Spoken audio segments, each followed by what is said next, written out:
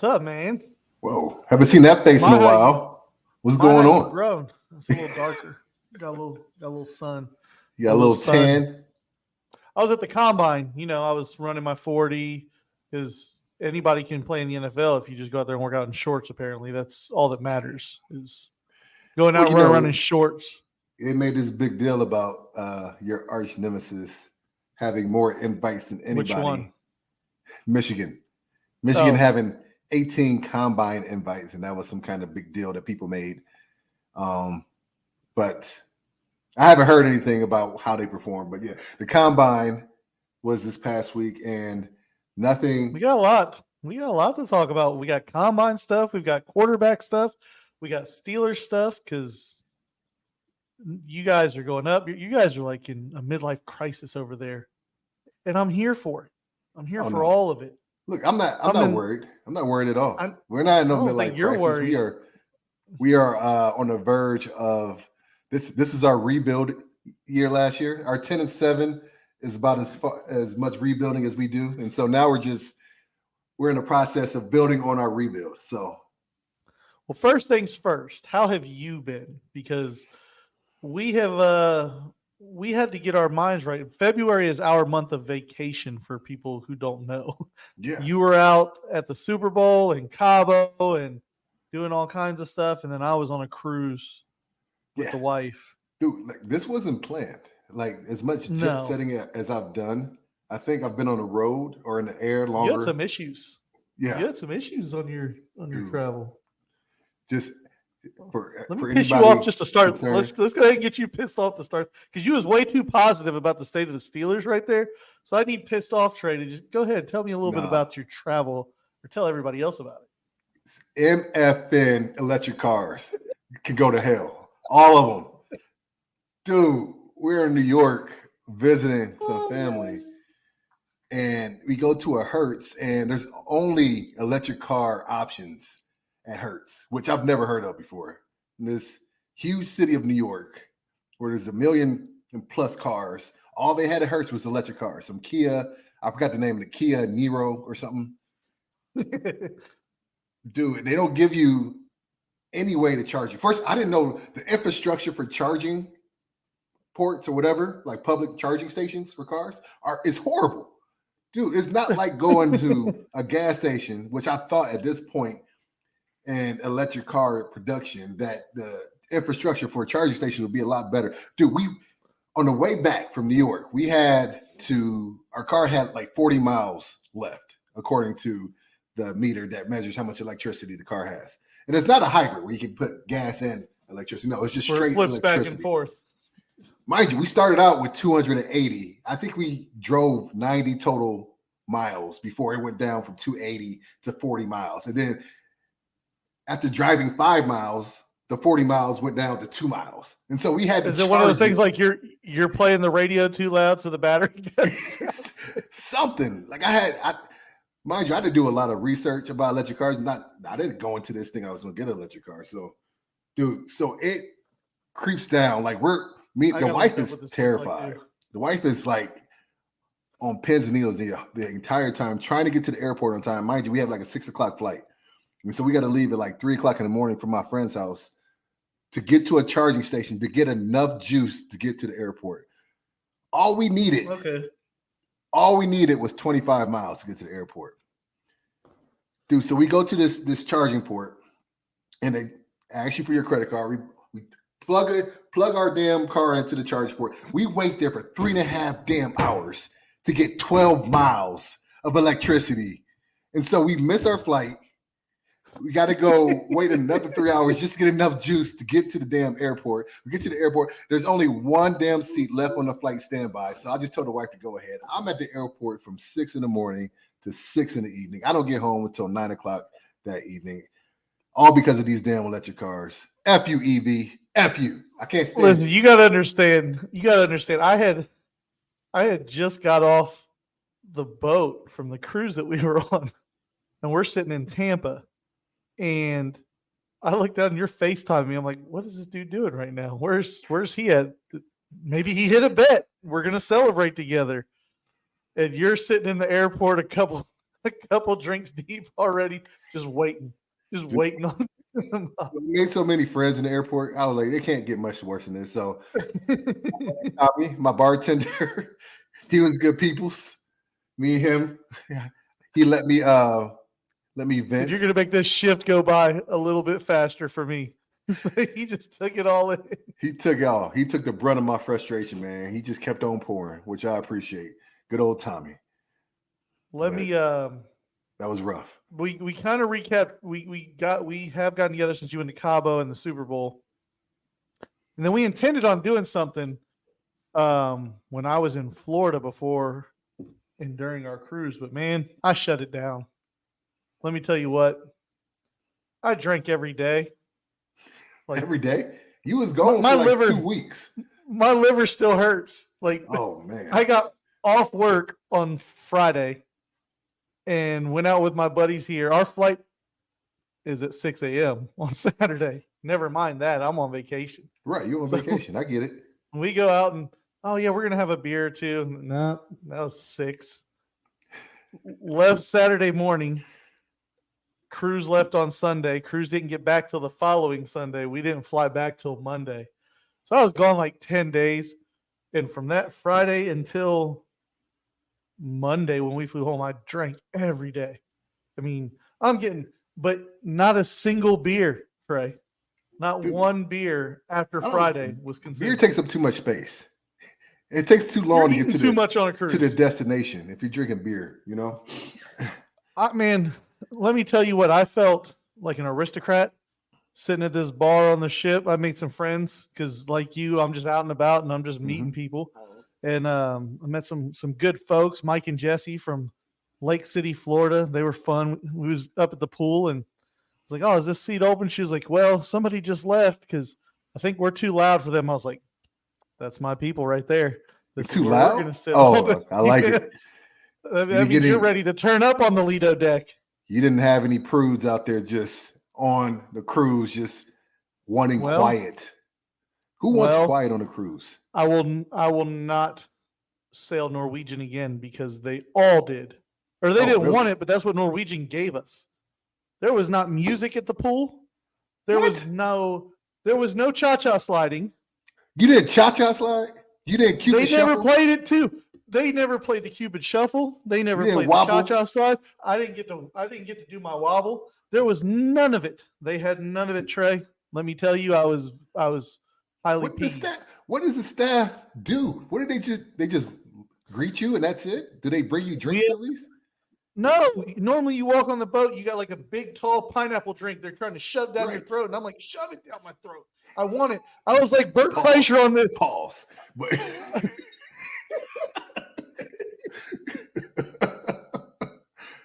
I'm like Bert Kreischer. I'm walking through, the security and stuff like that. And I'm just thinking of the mimosas we're about to get as soon as we get on this cruise. And I'm like, it's going to be the best day.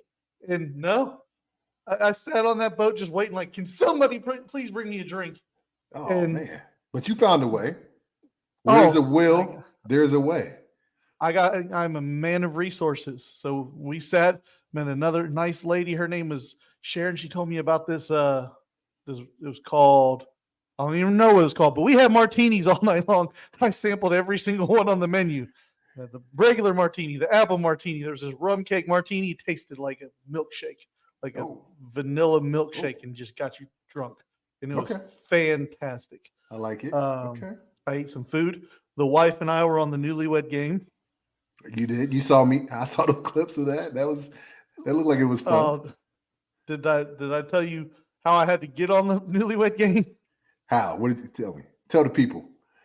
So when you do the Newlywed Game on the cruise ship, they automatically take the people who have been married the shortest amount of time, the people who have been married the longest. Mm-hmm. And everybody who wants to be the middle couple has to compete against each other with crowd applause, choosing the middle couple. There was like 8 or 9 of us up there. So they was like, you're back in your cabin room. You want to give your significant other the signal that it's time. It's time to get it on. It's go time. So what do? Trey, let me tell you, I found the only pole in that room. Whip the shirt off. Okay. You can't wear a little bit of that Magic Mike. got after it. Okay. Did some I like karaoke. it. So yeah, if they weren't going to play music, I was getting it done. I sang La Bamba. I sang a little Run Around Sue for all the sleuths out there. Don't be running around on your man, because Rich will get up here and sing Run Around Sue and call you out. I like it. So yeah, got some sun, but I was ready to be back. That's a long time away. That is a From long kids. time. Dude, were they happy to see you? We didn't get the vent. Oh yeah, I was so happy to be back and come back to my daughter's birthday. So Yeah, just in I was time. so happy to be back. I know your son's birthday too. So happy birthday to the little ones. My man Jordy, yeah, he turned a big 7 yesterday. And I'll tell you what, man, I'm at that point in life, man. He's my last one, obviously. He's 7 years old. He's not gonna have any little brothers and little sisters. And he's at that point where you start to see that he's a legit boy and not like a toddler or like a little kid. Yeah. He's a big kid now. And everything that he does is big kiddish. So I had a moment while I was in bed yesterday when I woke up, right before he woke up, looking at all these pictures, getting a little allergy reaction in my eyes. Air got all Onions. thick, looking at all his pictures from the last 6 years, man. That's my little guy right there, man. And he's growing up on me. And the same with my daughters too. And this is the season of birthdays because I got Jordy yesterday, March 4th. My daughter Ava, April 5th. And then my daughter Amaya is May 2nd. And me and the wife we have a legit mating season. And it all centered around. I see that. I see that. March, April, listen, May. Once the big fella went to the off season for football, it was on. Right. No. It happened right around camp. So my body is made a certain way. Camp started July, August, and that's when we would conceive. Because that's when I was at my horniest and most potent during that time frame that I was guaranteed. Trey said, I got to make weight. You got to take one for the team. I got to sweat these calories out. Let's get after it. Yeah.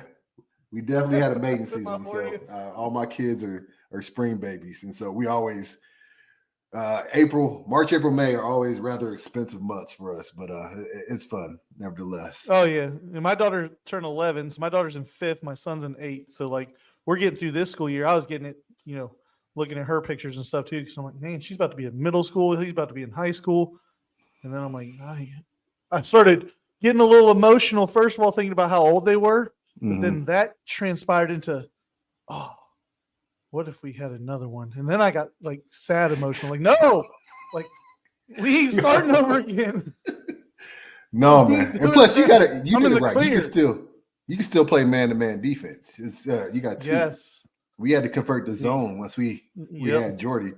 And the boxing 2-1, So I got a suggestion for you. This is how you handle that, right? One word. Nanny. We've thought about that, right? I don't trust people. I don't trust anybody.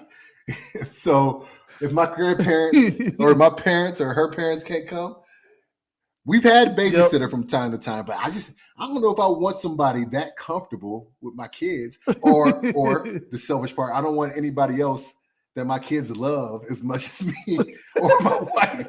I don't want them be like, nah, daddy, my nanny's here. I'm good. Nah. You gonna want daddy. Hey. You gonna want daddy. You ain't gonna like this third stranger. You know who needs some love though? Who's that? Russell Wilson. He's crying on Sierra's shoulder right now. Dude, there are worse shoulders to cry on. There are worse shoulders to cry on. He ain't using the shoulder either. He ain't using the shoulder. My guy's being fully comforted right now, I'm sure, and just all kinds of happy to be sent home from Denver. Dude, because you guys talking about this. You guys may have just fallen into, in terms of salary cap reasons, the Steelers may have just fallen into a gift. Dude, I was telling, like, he's getting $39 million from Denver regardless. So this would be the perfect signing for us, the perfect veteran to compete with Kenny Pickett. I do think, and the reason I think I don't think it was necessarily his play that got him kicked out of Denver, because although it wasn't great, it was good enough, but it wasn't good enough to justify his salary. And I think the thing that kind of broke the camel's back was his personality. It's a little awkward. I mean, Broncos country. Let's ride. I mean, you can only hear so much of that before just. You remember the airplane video of him stretching, walking through the airplane, stretching his quads on the team plane. But dude, like he's a bona fide winning quarterback. He's a leader, and he's a Hall of Famer. I think maybe not first ballot at this point, but I think eventually he'll get in. And he still has some tread on that tire. So this is the perfect situation, not only for Pittsburgh, but for a lot of teams that are needing quarterbacks right now, because no team is going to sign him for more than the vet minimum with him making 39. No, and if he's smart, he'll take that so that he can go in and actually have a legit shot at starting. Right. Because, and I don't think Pittsburgh would even be at the top of his list in terms of, if I'm Russell Wilson, I look at it and I look at some of the other openings. You have the Vikings who could pay him the vet minimum. You have Justin Jefferson there, in a easier division as well. Russell Wilson to me he is the prime example of somebody who stats do lie. When you put his stats in a vacuum and you look at his season, you think, oh, pretty good season. But when you watch the tape in the game and stuff like that, it was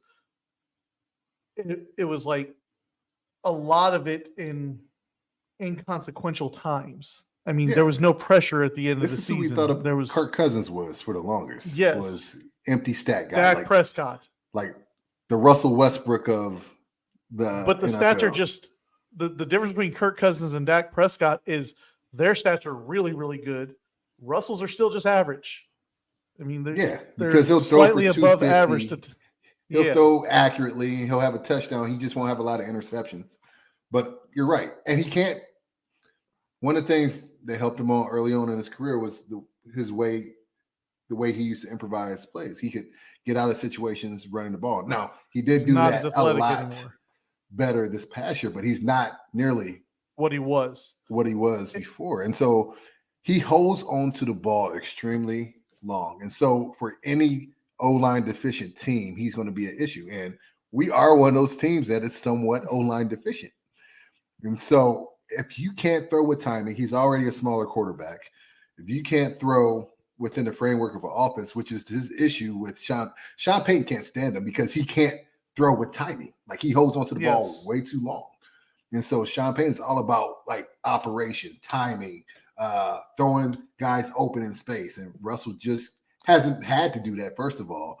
And when we've talked about it, that's the downfall of a lot of these mobile quarterbacks. Lamar Jackson, Deshaun Watson, they don't throw with timing. They are not rhythm passers. They are see the guy come open and then pull the trigger. Right. And that's with Russell. He's also a victim of playing in that division, right? Like you could have got by if you're Denver and Denver's roster with Sean Payton as the coach. If you're in the NFC South, if you're in the AFC South, the AFC West, when you're looking at Patrick Mahomes and you have to score points and you're looking at what the Chargers are going to do with Justin Herbert now hiring Harbaugh, and even the Raiders. I mean, the Raiders hung 70 on somebody.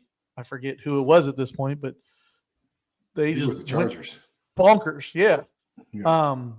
So that division, you look at it and you're like, can you win the NFC South with Russell Wilson? And if you're Atlanta, absolutely. Like, I think Atlanta is a better fit for him than Pittsburgh. I think the New York Giants are a better fit for Russell Wilson than Pittsburgh. And then obviously the Minnesota Vikings, I think, would be the best fit because they have some salary cap things going on, but you're playing in a dome. Because they don't have, you're talking about from a division standpoint. Yes. Okay. Yes. No, I agree. Also just, I don't think Russell's the guy that's going to come in and be okay with not playing. I mean, if you look at all of those stops, Russell Wilson steps in and he is QB1 on the depth. He has to compete with Kenny if he comes to Pittsburgh. I think he beats Kenny out. Yeah, but he's still going to have to do that, and there's front office implications there too. Right. But I agree. But in Russell's defense, when he was in Denver, during the times in Seattle, he always had something. There was always a strong part of the offense when Seattle was having their most success. There was always something that they could hang their hat on. They had the Legion of Boom. They had a strong defense. It's just like any quarterback who's ever won a championship. it's not always a quarterback. Right. They're the determining factor, but they usually have some part of that team that is either very good or elite. With the Chiefs this past year, the offense was not good. They got Patrick No, it's the Mahomes, defense. but the defense was number 2. Denver didn't have anything they could have their hat on. For the longest, defense has been a great defensive team.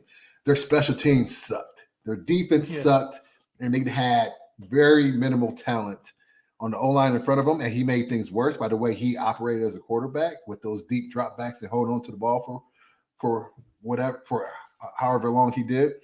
But I mean, he had Jerry Jeudy, who has not really performed up to his expectations, and Cortland Sutton, who was a touchdown machine this year. He did great in fantasy, but outside of scoring touchdowns, that's all. That was it. So in his defense, he didn't have a lot of around him, but it was the right move to make, I think, for both sides. Denver had to move on. I don't think he was what the new ownership who came in after he was already traded for. They weren't his pick, or he wasn't their pick. I'm sorry. And then obviously he wasn't Sean Payton's pick. And so I think it was mutually beneficial. That's a big old dead cap number though. They gotta deal with. Well, and that kind of leads me to my next point is I think it was very savvy and smart of Sean Payton to do that because you now have, I think, 2 years of excuses to rebuild this team and look at ownership and say, no, I had to get rid of your mistake of bringing Russell Wilson in here. So they're not going to compete for the next year. They're going to stack draft picks and they're going to clear up their cap situation. They're going to suck. Like they're going to be bad. They're going to be bad. And Sean Payton understands that. But I think Sean Payton also understands that this is probably his last job as an NFL head coach. So there's that whole political side of it too. And the gamesmanship of Sean Payton sees, okay, if I get rid of Russell Wilson this year, I now have my excuse for the next 2 years as to why, because you're not going to beat Kansas City over the next 2 years. Like you're not going to win that division. And now you have the Chargers and then whatever the Raiders do. So you know you're going to struggle to finish even third in that division anyways for the next couple of years. So rip the Band-Aid, have your excuses to why you need to go into your full rebuild. And then on the other side, you can say, okay, now I finally have my blank canvas, my clean slate. I got you out of Russell Wilson. Give me 2 more years now. Whereas if you bring Russell Wilson back this year, there's a better than not chance the owners could say, okay, we'll just get rid of both of you. And we'll suck for 1 more year. And so that's the whole other side and aspect of front office stuff and politics and not always playing the best roster. They're going to dangle Jerry Jeudy out there eventually. You know that's going to happen. Cortland Sutton. They're going to empty the cupboard. And this is how you excuse – the Browns did it. I watched the Browns do it with Hugh Jackson, right? They fielded a team. I would be surprised if somebody looked it up, and somebody can hit us up on Twitter or wherever and tell us for sure, but I would be surprised if the 1-15 and 0-16 Browns, I would be surprised if 60% or more of that roster played in the NFL after their tenure with the Browns. They just weren't NFL talent. I got to give the Broncos credit for that. At least they identified right away and came up with a game plan. I mean, $85 million is a lot, despite the fact that this salary cap went up more than has ever gone up. I think it went up like 25, 30 million for this next season. But you see so many teams that are beholden to whoever they paid or whoever was their highest draft pick. They give them as much time as they possibly need at the detriment to their team oftentimes. And so they're doing that in the 412 area code right now. Yes, unfortunately. And so they were like, okay, we can't do this. Let's go ahead, like you said, rip the Band-Aid off, get rid of Russ. We get rid of some of the expectations that he came with. And so we can also move forward with a legit game plan, knowing that we got to build this thing up from the ground up. And so every organization does it. I mean, there's been, especially with the quarterback position, right? Especially with the quarterback position. When you draft somebody in the first round or draft them high, you give them every chance to fail before moving on from them. I think it's not as bad now as it used to be because of the rookie salary cap. I mean, do you remember when you had to pay 40, Sam 50 Bradford million getting guaranteed? $54 million out the gate before taking a snap in the NFL? and how many rookie quarterbacks held out before even taking a single snap. And now you at least know, I have this for 4 years, 5 years, pick up your option, whatever. They're that on that cheap deal. But they give these guys every opportunity to fail when they're drafted high. The unfortunate thing is the guys who are not drafted high are not afforded those same They're not opportunities.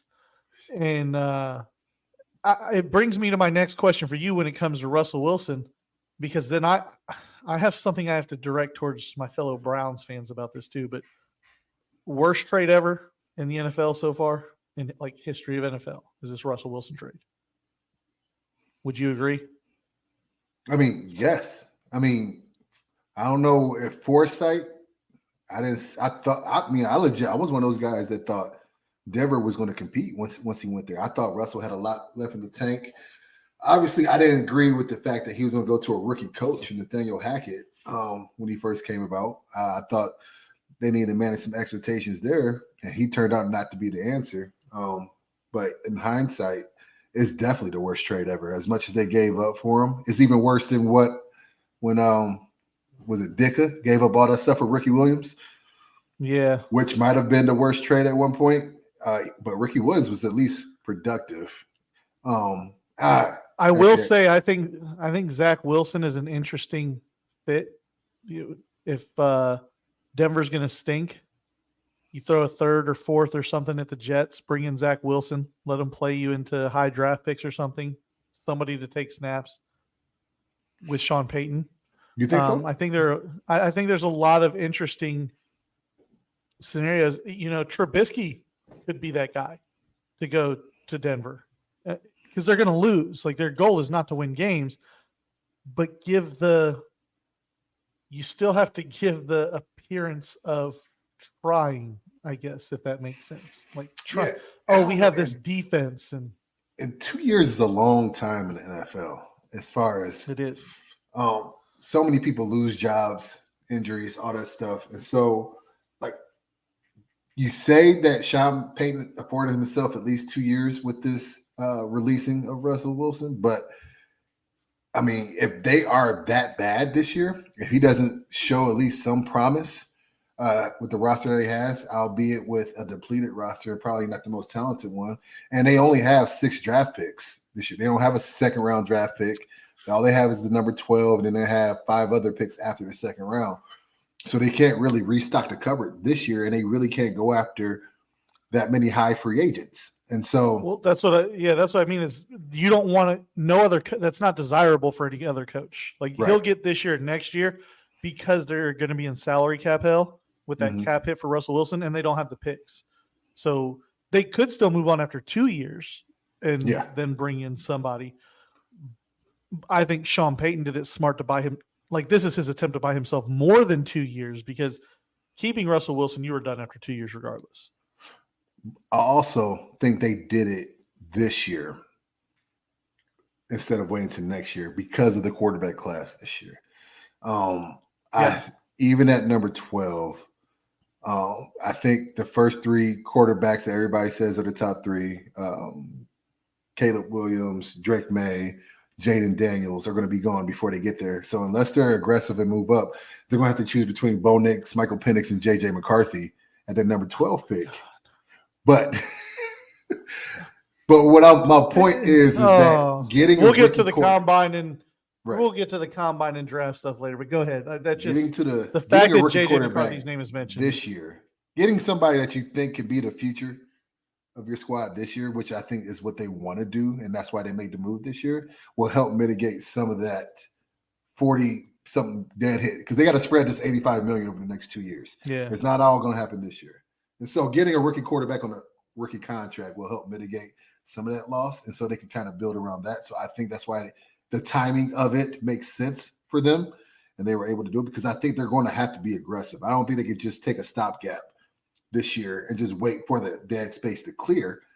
I don't think Sean Payton can do that and afford to save his job unless he wants to be like a middling, somewhat competitive team to kind of showcase what kind of coaching job he's doing with a less than ideal roster, which is what he's going to have to do something. They're going to have to finish like 8-8 and like be better next year. So I think they're going. You to know what he's going to this do? year. Yeah, he's going to trade for Taysom Hill. He's going to trade for Taysom Hill. He's going to be Taysom Hill left, Taysom Hill right, Taysom Hill throw the ball a little bit. Tim Tebow 2.0 in Denver. Yeah, he can trade for Taysom Hill. Trade a 7th round pick for Taysom Hill to the Saints. Here's one. What if if Dallas extends Dak, which they probably have to do? That means Trey Lance might be available for a draft pick. He might be intriguing for some teams. So, yeah, I mean, we can start going down the list, and that's the tough part. You even talk about the college quarterbacks that are likely to come out next year, right? Like Quinn Ewers will probably be at the top of next year's draft when the Broncos do, I believe, have a 1st-round pick again. So, like, I think you suck this year with the hopes of going in and getting a top-flight quarterback next year. If you are sitting there with take J.J. McCarthy in the 1st round or just suck this year, you deserve to be fired and have your team moved if you draft J.J. McCarthy in the 1st round. He is not a 1st-round quarterback. I think they'll go Bo Nix before they go. I think if he's there, some reason he seems like a Denver quarterback to me.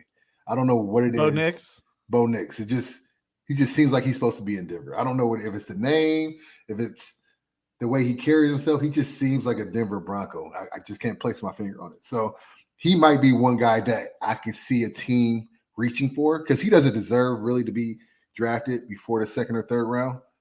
But this year, I think, is the year that a lot of teams will reach because we have at least 6 or 7 teams out there that are very quarterback needy. And with the hype that's being placed behind this quarterback class, I think you're going to see a lot of teams jumping over themselves to reach for quarterbacks. Yeah. Like, look at who's going to become available, and we can just go down a list off the top of our head and who already is available, actually. So Daniel Jones is going to be available at some point. You don't want him, but we're just going to list who is and going to be available. Daniel Jones, Zach Wilson, Justin Fields, Ryan Tannehill, Derek Carr's probably available for a price. Jimmy Garoppolo, Kirk Cousins. Baker Mayfield is a free agent right now and can sign wherever he wants. And Tampa just franchised Winfield, so that's not going on Baker. He's going to hit free agency unless they can negotiate something before. Because they signed Mike Evans to a 2-year deal. So, and I think out of all those quarterbacks you just named, I think Baker is the one that I think a lot of teams, ironically, with how he had the unceremonious departure from Cleveland and had to go to L.A. and then had to go to Carolina, right? And then now he's resurrected his career in Tampa. And he's probably, because of his age and because he led this team to the playoffs last year, and he's not coming off an Achilles like Kirk, and you don't have that unknown, he's probably the prize of this quarterback free agent class. You mentioned Trey Lance. I think Kyler Murray becomes available at some point because he can't just keep getting hurt and not winning in Arizona when you're paying him what you're already paying him. So he'll be available somewhere at some point in time. Probably not this year, but if Arizona's stinky again, he'll be available. So is that a guy that Sean Payton wants to try to do something with? Like, there's going to be options out there of guys both college and with NFL experience to still have upside that he could bring in and try to. I mean, Carson Wentz just spent a year under Sean McVay. So, did that do anything for him in that regard? Mason Rudolph. He's available technically. And he is available. He had 3 or 4 games. Yeah. So he should be the starter in Pittsburgh with what's going on out there. I can't really argue that. So yeah. It's not you're going to get the same result. It'll just look different. Mm-hmm. I mean, Kenny's going to win games one way, Mason's going to win games this way, and it's going to be the same thing. Neither guy's going to be a guy that you win a Super Bowl with, right? I think we can agree on that. Yeah. You're not going to win Super Bowl with Kenny Pickett or Mason Rudolph. So then it becomes, which way do you want to do it? Which is cheaper? Who can I still get something for? Can you re-sign Mason Rudolph maybe a little more than what you want to pay him? And can you get a 4th-round pick out of Kenny Pickett if you want to move him? Like, that's all the different stuff you can talk about leading up to draft time. One thing I will talk about, and I'm going to address the smugness of some of the Browns fan base, my brethren. don't be so quick to be talking about how this Russell Wilson trade is the worst ever, because if Deshaun Watson's tenure ends, that quickly goes to the top of the list. Oh yeah, yeah. It's Cleveland can't I really mean, say you anything can't. about it right now. You guys are in a holding pattern on who has the worst trade ever right now. And Oh, mind you, no Deshaun, Flacco's available. You could have the Flack Academy somewhere, and he can come and groom a young quarterback. Deshaun went what 4-1 last year, You 5-1, don't like that? I think 4-1. 4-1. Only lost to us, right? And so, but he didn't play well at all. Yeah. Like he in that Baltimore game, the last game he played well. But that was his best game. Yeah. In the Well, he Browns played well in uniform. the second half. He started the game with a pick six on a screen pass. So Oh yeah. he played well in the second half. I think you And guys would be. there's fine been with Deshaun. glimpses. Yeah. There's been glimpses, but it's hurt. It's now they're changing the offense in Cleveland to something that I think suits him more, which I give a lot of credit to Kevin Stefanski for doing that. Mm-hmm. Because Kevin Stefanski has always been the type of coach, and maybe this is why I've never been real high on him, is he's going to run his system and he's going to fit square pegs in the round holes. I don't care who you are, you're going to run my system. And this is the first time I think I'm starting to see him adjust his system to Deshaun Watson. Now, to be fair, it's a lot easier to make that decision when you have zero idea what or when you may ever get Nick Chubb back. Yeah. This is how many knee injuries for Nick Chubb. I mean, Nick, right, wrong, or indifference, Nick Chubb had to be what the offense was based around before. You can't say that anymore. I mean, we just don't know what you're going to get out of Nick Chubb and when you're even going to get him back, if you'll see him back in a Browns uniform at all, because they need to restructure his deal. But if you just play this season out and Deshaun Watson puts up similar stats on the trajectory that he's put up for the last 2 half seasons that he's played, and then you end up cutting him, that trade quickly, because there will be a lot of dead cap with him because they've kicked the ball down the road on the salary cap for Deshaun Watson. Well, one thing you guys don't have to worry about is that you have your quarterback at least for next year. I want to do a little bet because we haven't bet in a while. And by the way, speaking of bets, your shirt is like the best shirt ever for somebody who bets. Yes. Like that is the fortune cookie. Yes. This is why I got it. It applies to so many aspects of my life right now. Not only as an athlete and mentality I have to make it to the pros and NFL, but as a degenerate gambler. This is why this is the same mentality I have when I put in those 15-leg parlays. I never lose. I'm not losing. I'm just not playing enough. I'm just not doing it. Yeah. I never lose. I either win or I learn. So, but we just named, let's say, who are the most 5 available quarterbacks going into free agency. Let's name the ones that are actual free agents. Kirk Cousins. Free agency or okay. We'll do the ones that are actual free agents and then the ones that are most available. So Kirk Cousins, sure. Baker Mayfield. I guess that's it as far as free agents goes, right? I'm not going to do Mason Rudolph yet. So let's say Justin Fields is probably top 5 available QBs right now. That could start for a team. Ryan Tannehill. Yeah. He is a free agent, right? I'm not even sure. But if he's not the starter in Tennessee next year. So he's available via trade or no, correct, yes. Free agent. And give me, let's say, you think Daniel Jones is Russell Wilson. We just spent all that time talking about Russell Wilson. All right. So those are the 5. Let's see who can guess the right teams that these quarterbacks will play for next year. So I'll let you go first. Where will Kirk Cousins be next year? Kirk Cousins. I'm trying to think of. Now you have to start thinking about who has a need and a fit for something. Kirk Cousins, where he ends up, I think depends on Baker Mayfield. If Baker goes back to Tampa, I think Kirk Cousins is maybe in Washington or New York. Final answer? I'll go Washington. All right, Kirk Cousins, Washington. I say Kirk is in. I'm going either Atlanta or the Raiders. And so I think him and Devontae Adams is intriguing. So I'm going to go Kirk going to the Raiders. Okay. All right. So Kirk is the toughest one. Kirk is the toughest one on that list because he's the only one that's going to demand a big payday and probably get it. And right. I don't know off the top of my head what the Raiders and the Washington, I don't know their cap situations. Right.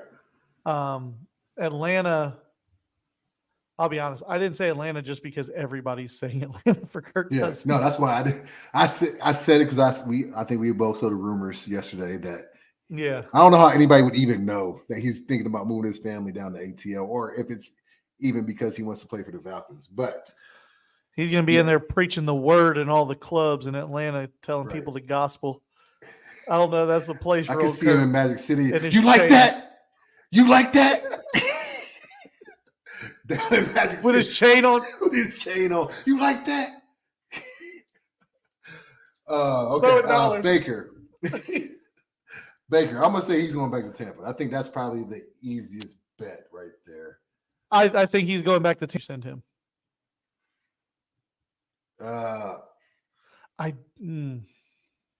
If I had to send him somewhere else, I could see if you think there's somewhere other than Tampa, where would you think Baker would end up? Minnesota. I think New England. Oh, with Jared Mayo. That's an interesting situation. I forgot all about New England, but I can't see them not drafting a quarterback at number 2.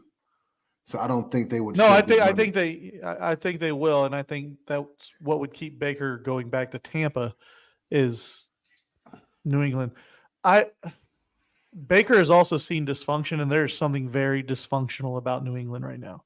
Yeah, I mean, whenever you go, they're in the next era after the GOAT coach is left. Yeah, if you're Mayo, I wouldn't have taken that job. It's hard when you're looking for your first time head coach job.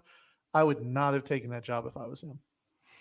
I think he's taking it because maybe he's gotten some assurances from Kraft that he's going to get the time that he needs to mold. And that's been the plan that's been in place. Yeah, to mold it into his likeness, because there's no way he can run. Like, you wouldn't want him to run the team like Belichick. You have to be almost diametrically opposed to the way he ran the team, because you got to make your own. That shtick doesn't work anymore. It doesn't work.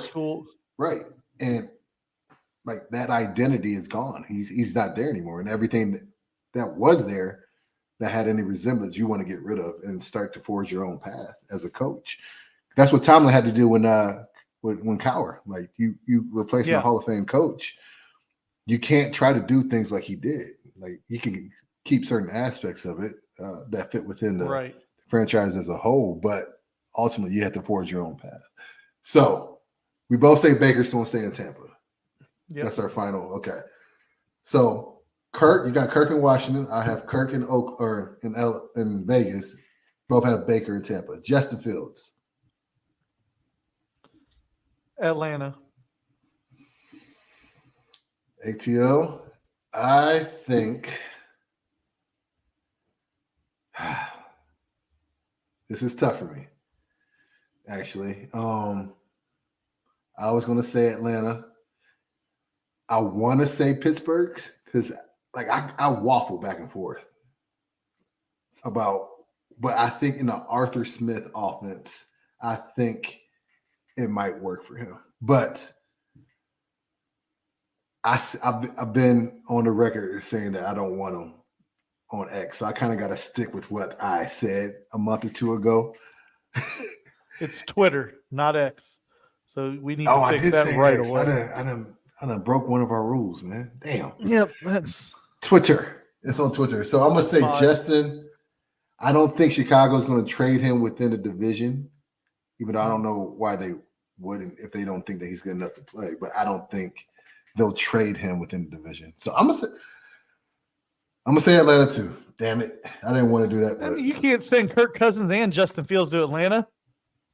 How many quarterbacks you gonna send to Atlanta? no, I got Kirk Cousins in Vegas. Oh, that's right. Yeah, everybody else has him going to Atlanta. I have him Yeah. going to Vegas. Look at us. Who'd have thought? We're on the same page so far. I think Justin Fields goes to Atlanta. I think and I actually think that's a scary offense.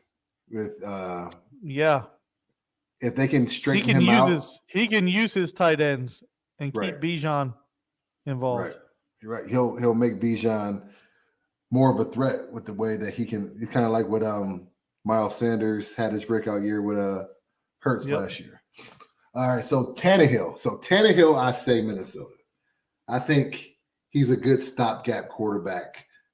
I don't know where they're drafting at this year, but I think they're tired of paying big money like they have with Kirk Cousins and getting less than stellar results.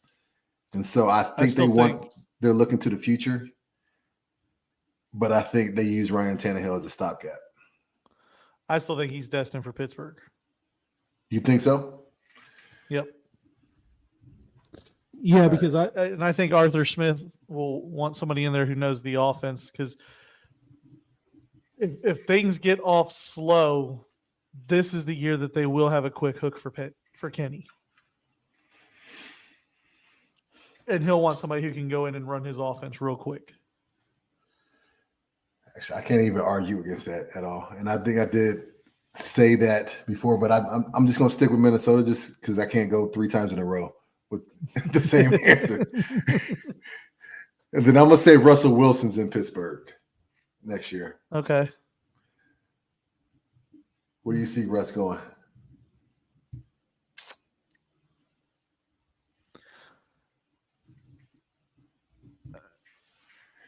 If Russ wants to start, I think Minnesota. If Russell gets a big head about where he wants, I could see him ending up in Philadelphia as a backup. As a backup to Hurts? So when I thought about this earlier this weekend, my picks are all over the place. So let me run down your side of the list first. You got Kirk Cousins going to Washington. You have Baker staying in Tampa. You have Justin Fields going to Atlanta. You have Tannehill going to Pittsburgh and Russ going to Minnesota. I'll go Minnesota. Okay. I have Kirk going to Vegas. Baker staying in Tampa. Justin going to Atlanta. Tannehill going to Minnesota and Russ going to Pitt.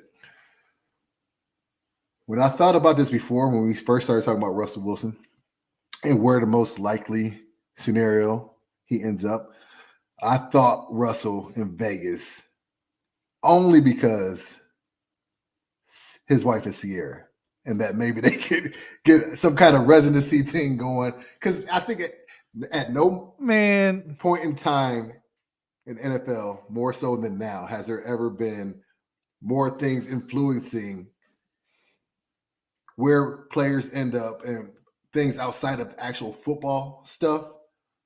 Like with the advent of Taylor Swift and Kelsey and all this stuff, Sierra going to Vegas, I think, would be the move that she would be most happy with. And happy wife, happy life. But I don't think his personality fits with the Antonio Pierce.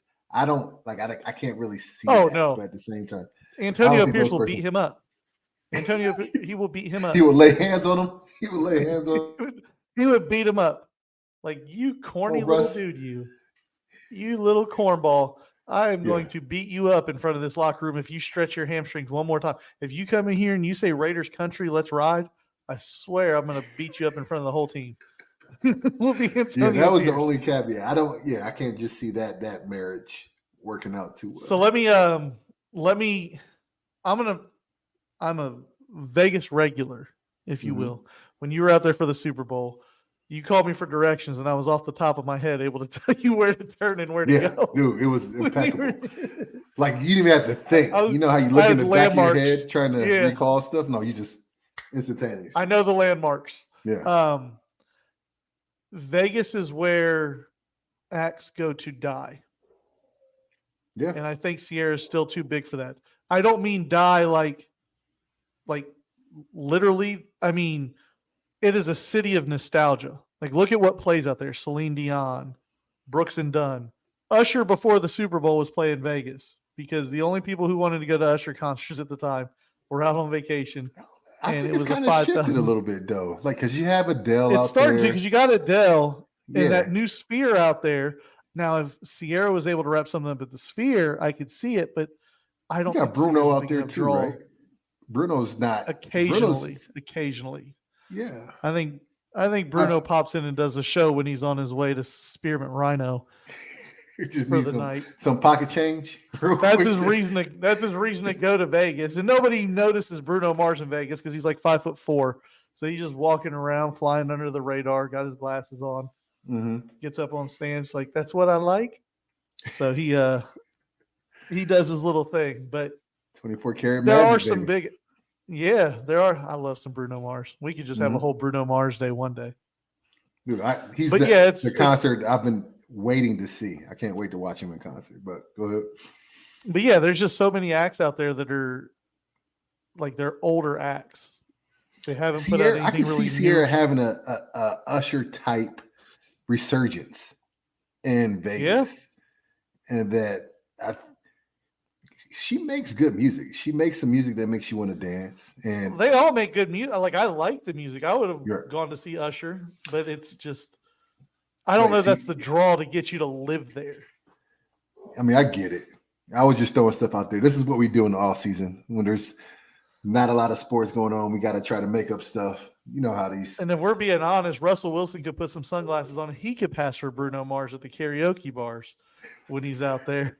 The thing You is, know, Russell's you can small, see his cheesy but Bruno's so small that Russ looks like Bruno on steroids. But he's like still. you take Bruno. Bruno could like dance in my little hand. Like, he's up there doing his little, like, do it, Bruno. He is a tiny man, but he puts on one hell of a show. The Weeknd, get the Weeknd out there. Get Bruno, Sierra, and the Weeknd. I like the Weeknd. So let me ask you this: hard shift. What have you done sports wise since football has ended? Have you picked up something that has happened? And I will say this: like, the NBA for the longest has had a regular season problem. Like, their games haven't been exciting, but since All-Star Game, the NBA has actually been very entertaining to watch. They're playing like they care. They're playing like they're getting ready for the playoffs. And on top of that, we have March Madness around the corner. Where is your basketball at right now? Your basketball knowledge? Where is your have you been viewing it? Have you been taking it all in? Let me know. I've been starting to dabble into the college basketball, and by that I mean it's the background noise. I got some golf on. So let me give you another pet peeve of mine, though. I was actually fully into the gambling game was strong before my cruise. Okay, I was betting on the NBA. I was doing my thing. I was winning. Paying attention to the trends and who's doing what. Norwegian does not show sports on their cruises. What the hell? This is the cruise you wanted me to come on? I mean, I know we would have had a good time, but no sports, no music. They have their sports channel. They have one sports channel on the television. And I've been on many cruises before. So normally you got your TV in the cabin and it's got one sports channel, but it's kind of whatever's going on. Apparently Norwegian's deal is like with Amazon Europe or something, because there was speed sailing on my television and 5-day-old cricket games. Like, so you went like a whole week with no basketball. Yeah, it was All-Star break too when I was gone. Okay. So that played into it. So, but they showed like one Lakers Warriors game the whole week that I was on the cruise. Wow. But I learned this. The last cruise I went on was Norwegian, and it was in the fall. And it irritated me because normally you go to the sports bar, the casino. Hey, I did come up in the casino. That was fun. Taught some people how to play craps. So that was a good time. But normally you go to the casino or whatever, and they have the sports on there. And the last cruise I went on, it was a Saturday, college football Saturday. Cruise didn't until Sunday. I went up there and like, hey, I think Ohio State was playing Wisconsin. It's like, what channel is the game going to be on? What game? I was like, you are dead to me. What are you? Any game, pick one. What game? I'll watch Tennessee Martin at this point. I've been on this godforsaken ship for 6 days. Just put something on. So, short answer to your question, I was fully ingrained in getting into the mojo and the rhythm. I haven't placed a single bet since I got back from the cruise because I just fell out of the loop of all my trends. I don't even know where to pick up again. And I have a cousin who he bets on ping pong. So now I'm following ping pong. That's the thing? Yeah. Because in Florida, there's one app you can bet on in Florida. So I met up with him while I was in Florida, and he was like, let me show you this. Look at this guy. His last name was like Make-A-Jew or something like that. He's like, he wins me money every week. He's like watching it. And I'm like, are you kidding me right now? So now I'm like, oh, Make-A-Jew's about to play, and I'm watching ping pong. Actually, the times that it does come on, it's actually pretty entertaining because they be hitting that damn ball. Oh my goodness. Boom. Boom. Back, dude, they get after it. They get after it. And ping pong is not for the faint of heart, man. I've played it before, just regular amateur version of it, and I break out into full sweat. Just a little.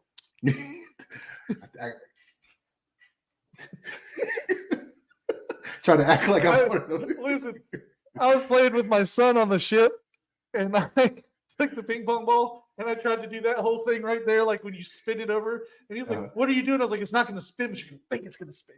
If I keep doing this motion. Yeah. So yeah, but no, I'm getting primed up for March Madness though. So what about you? I'm pretty excited. My Northwestern Wildcats are going to be in the tournament this year. They've done well. Your basketball school.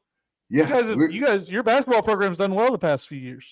They have. Chris Collins has done an amazing job, and it's with all the negative attention that has been coming out of Northwestern athletics this past year with the football team and the baseball team, and it's good to have something to root for. We got a kid by the name of Boo Booey. That's a name for you, right? Our point guard. Great name. Our point guard is who's been putting on a show this year. He's probably has a good chance of being first or second team All-American this year, which I don't think we've ever had at Northwestern.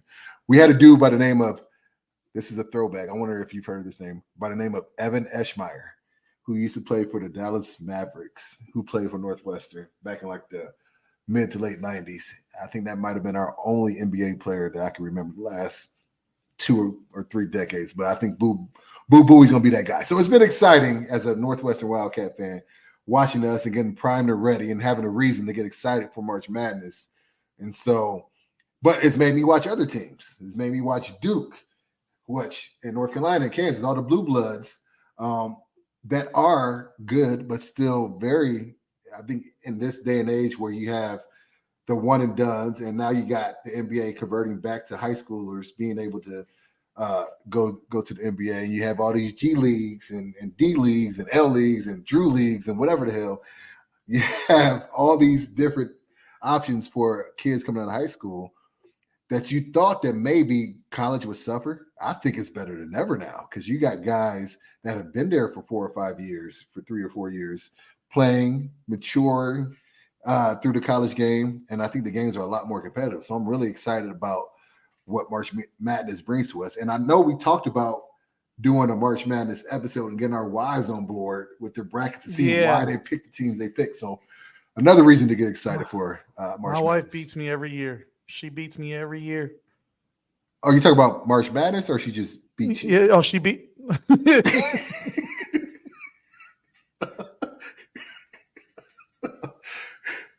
I just ran into a door, okay? I just ran into a door, Trey. So you wearing those sunglasses the other day? Just no, her bracket does better than mine like every year. Okay. So this year I'm having her fill out a bracket just so I'm like, who'd you pick? So I can bet on that. I need to go ahead and bet in the app. Yeah. Win a little $1.79. I'm gonna do one either through the CBS or the ESPN March Madness app. I'm gonna send it to you. Send it to Liz. Christina's gonna do one. We're gonna have a whole bunch of. We're gonna put $20. Oh, it'll be fun. Yeah, we're gonna see. Fun. No, but I'm excited about that. I'm also excited. Just tell her we'll put $20 on it, But if she asks, it was free because if she wins, I'm keeping that. Okay, touche. I got you. That's y'all fun No. our next boys' night out. Yes. Yeah, no, she likes doing it. She ran when she was in college, she ran a fantasy football league one year. Really? She does nothing but draft players based off their names.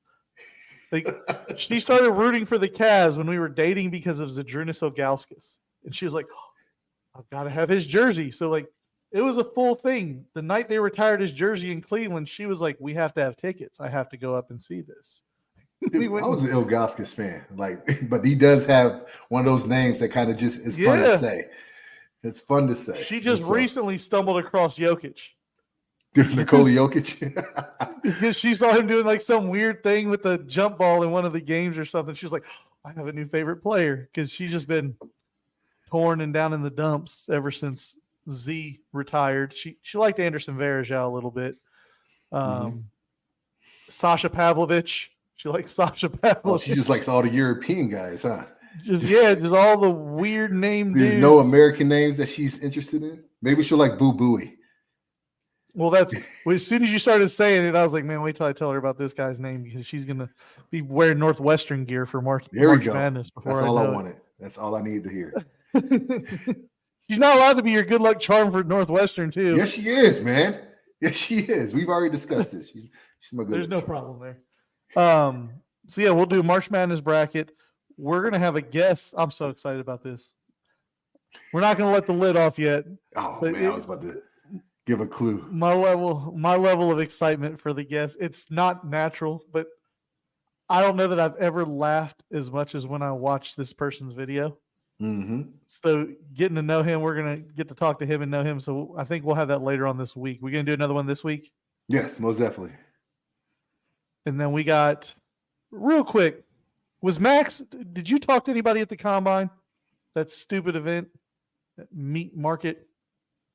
Did I talk to anybody like that was participating in it or that was there? No, just that was there. Like, do the people covering it have a good time there?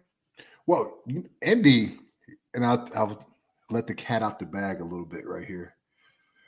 Coaches enjoy going to the combine. Not only the scout players, they do that. Obviously, they got to do their job.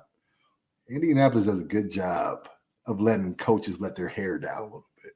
There's this place called St. Elmo's. They have this private room where some of the former players go, some of the coaches, and they just kick it. They sit there. Oh, really? They shoot the shit. They drink the drinks. They eat all the shrimp cocktail.